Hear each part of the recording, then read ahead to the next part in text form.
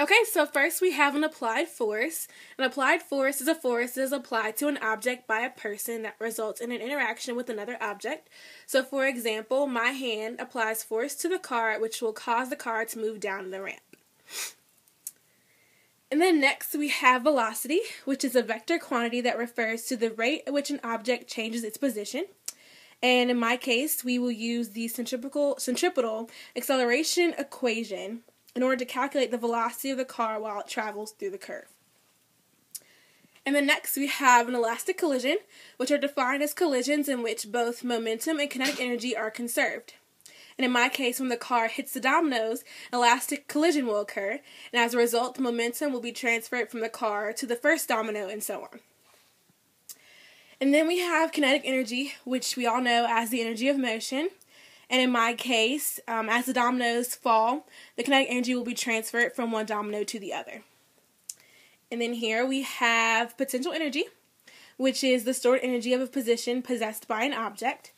And basically, the ball will have maximum potential energy at the elevated position before the dominoes causes it to move rapidly down the ramp. And then next we have acceleration, which is a vector quantity that is defined as the rate at which an object changes its velocity.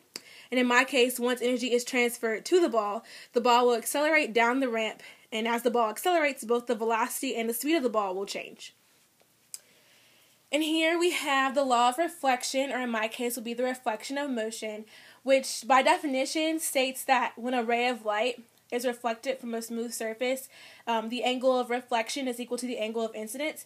But in my case, we have a ray of motion in which the ball is being reflected by the books, which will cause the ball to change direction at a given point. And here we have an inclined plane. In physics, it's a tilted surface, basically that causes objects to accelerate down. And because of the unbalanced force, the rate at which the object slides down the surface is dependent upon how tilted the inclined plane is. So, for example, the greater the tilt of the surface, the faster the object will slide down it.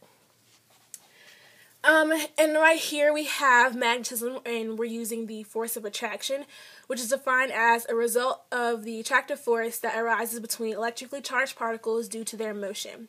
In my case, the magnets are attached to the cars, which will be attracted to each other once the cars come in proximity with one another.